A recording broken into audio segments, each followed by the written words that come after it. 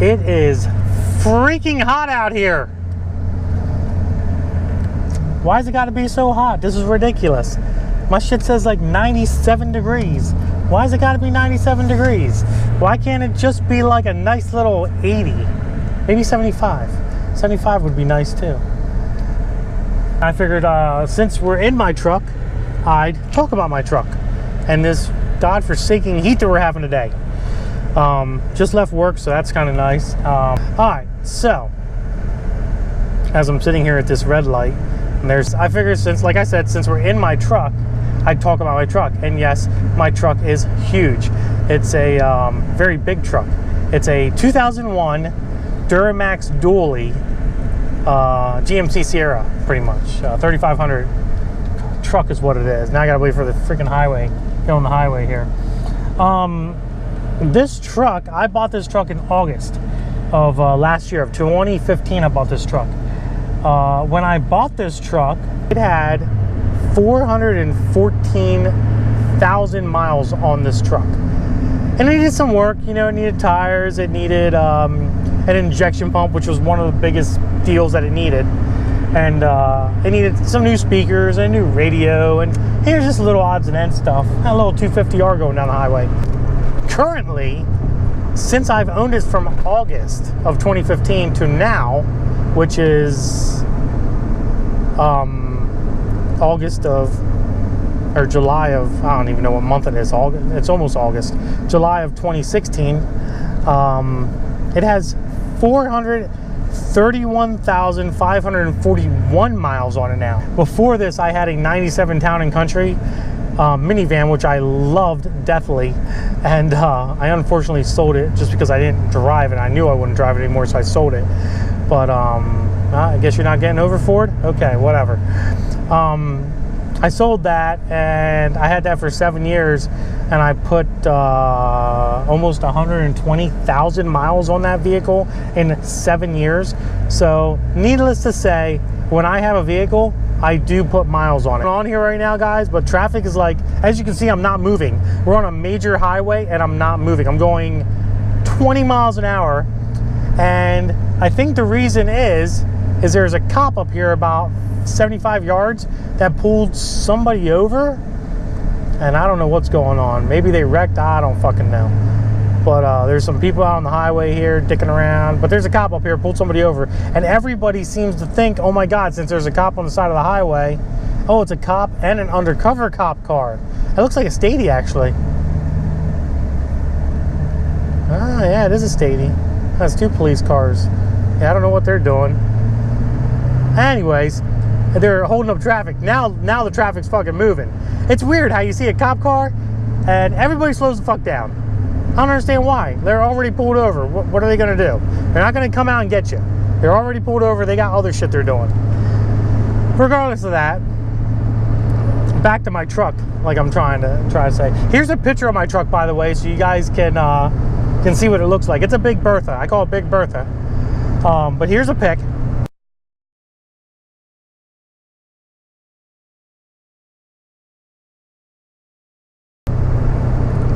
And anyways, this thing has 431,000 miles on it, like I was saying.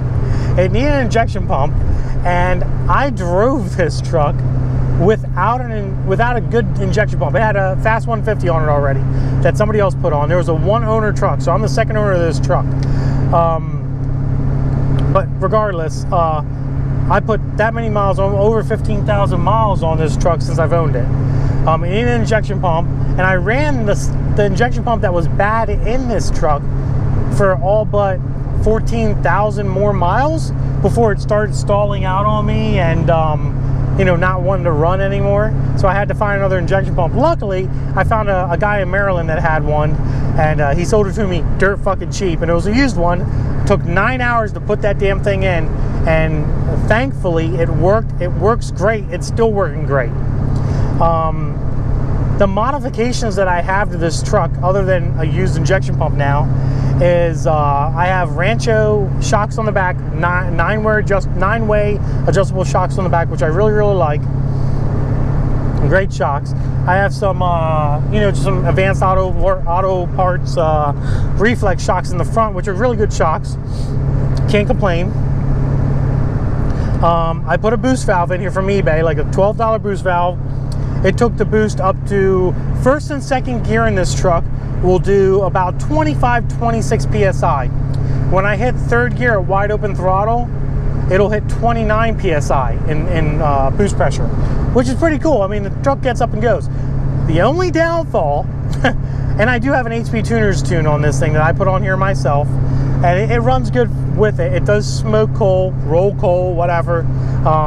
I could probably back it down and not roll so much coal, but there is one downside to running this much boost through an Allison 5-speed transmission. I think it's an Allison 1000 5-speed transmission.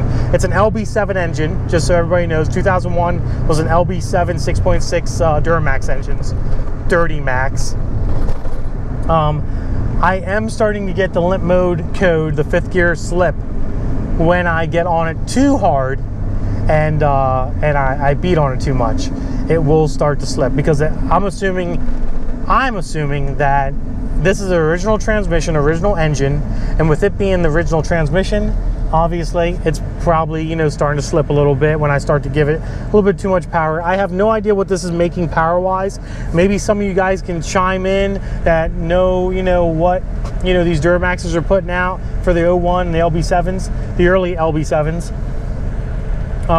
The other modification that I have to this, I do have a K&N air filter on this truck. I have ported and polished the intake horn and fully opened it up, which did make it a little bit of a difference. I would say maybe 400 or 500 RPM difference in the spool time of the turbo. I feel like the turbo spools up a little bit faster than it did when it didn't have the ported and polished intake horn, which I'll be honest with you guys, I know a lot of guys out there, a lot of companies sell the ported and polished intake horn for like $100. Dudes, seriously, just fucking take it off and do it your damn self. It's not that hard. It's fucking easy to do. It takes like a half an hour, maybe 45 minutes to rip the thing off real quick, port it with a Dremel, polish it, put it back on again. It's easy. Just make it look nice. That's all you got to do. It's not that bad. So that made a little bit of a difference. I did a K&N filter. I think I said I did a K&N air filter on it. Swiss cheese mod to the airbox, which basically what you're doing is you're taking the stock airbox and you're literally cutting sections out of it and holes out of it just to get a little bit more airflow and stuff like that. I don't know if it really works. I don't know if it really makes a lot of horsepower difference, but I mean, it's right there behind the headlight and shit, so it's got to do something, if anything. I don't know. So I got the boost valve done, I got the K&N intake done, or the K&N filter, and I have the Swiss cheese mod to the airbox done. And that's the other thing I got done to it is I did take it to a local exhaust shop, and I got the suitcase of a fucking muffler cut out of this damn thing, and I just basically got 3.5 inch straight pipe put in the exhaust. The nice thing about the LB7s this year, LB7s, and I think up to 03 I've heard, is we don't have cats on these trucks. It's just a muffler, 3.5 inch pipe and a muffler. That's all you have. You cut the muffler out, you pretty much have a free flowing exhaust system. I do have a Cobalt boost gauge on here, right there. The next gauge I'd like to get, which a buddy of mine has, is an EGT gauge. And if you guys don't know what an EGT gauge, which everybody should really know what that is, but an EGT gauge stands for exhaust gas temperature, and it's a really nice way to tell how a diesel, for example, is working air fuel wise. You know, a lot of guys on the gas vehicles like to use wideband air fuel gauges. They work very, very well, but EGT gauge will tell you the exhaust gas temperature of you know, a diesel turbo or any type of a turbo vehicle, and it's a very useful tool when it comes to tuning. So that's my next gauge that I want to get. Like I said, a buddy of mine has one, and I've been trying to get him to come drop it off, but we're trading some work. I'm going to do some work on his diesel for him, some easy stuff, and he's going to give me the gauge, which them gauges are pretty expensive. They're not cheap gauges. So we're doing some bartering here, you know what I mean? So it's going to work out real well in my favor. Then I just got to get a gauge pod, and I'm putting the gauge pod here in my pillar. Reason why the thing is, I only decided I wanted one pillar pod in my pillar. in my A-pillar. I didn't want 2 or 3 like a lot of diesel guys, they have 3 of them, 1, 2, 3, and it's like, nah, it's too far in my face. I found this really nice dash or column mounted pod that fits a 2 1/16 gauge, and I decided to put my boost gauge there because my speedometer's there, my tach's there, all my other important gauges there, and in my eyes, a boost gauge is very important to have there. So that's why I wanted my boost gauge. My EGT gauge is going to go in my A-pillar, and the reason why I'm going to put the EGT gauge there is because it's still far enough away that it's not going to, and anybody that has had gauges in their car will understand this.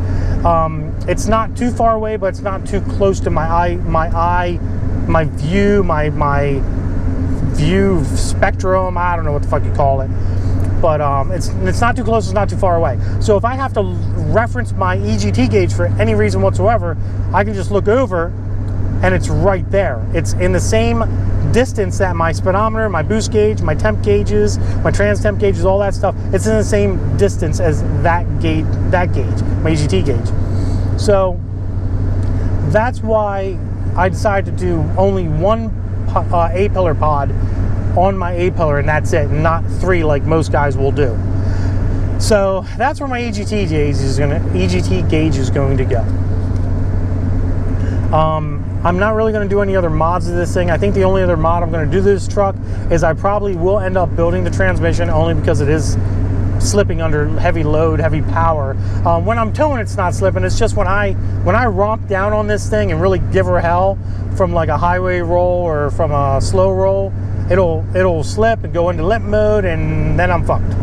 So I have to be careful. Now, if I go from a dead stop and brake boost it a little bit, you know, try to get the boost up, which it doesn't really do much, and then take off, it's fine for some reason. I don't know. So I think it's slipping 5th gear, which I already did some research on that. I love the truck. The truck's been very, very good to me.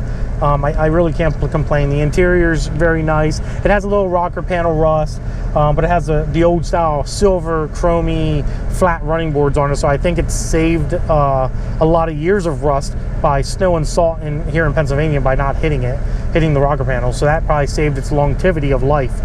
The tailgate's a little rusty in the bottom, but it's nothing crazy major like, oh my god, I need a tailgate, it's falling the fuck off kind of shit.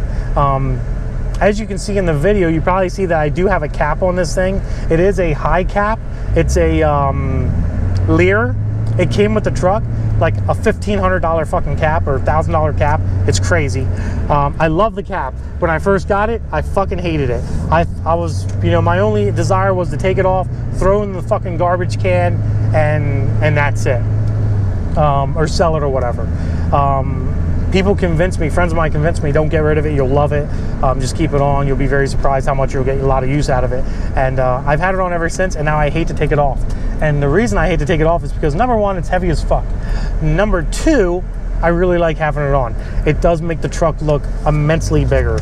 So I kept it.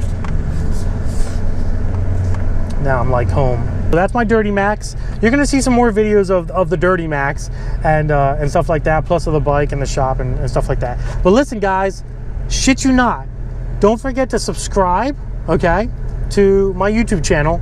All right, follow my Instagram, Diablo Formula Racing. Like me on Facebook, Diablo Formula Racing. And so go check me out there, and y'all have a good fucking day. I'm gonna go do my shit, and then I'm going on the damn motorcycle. I might start recording on the motorcycle too tonight and get some video, I don't know, and then post that shit up later. So y'all have a good night. Peace out, Girl Scout.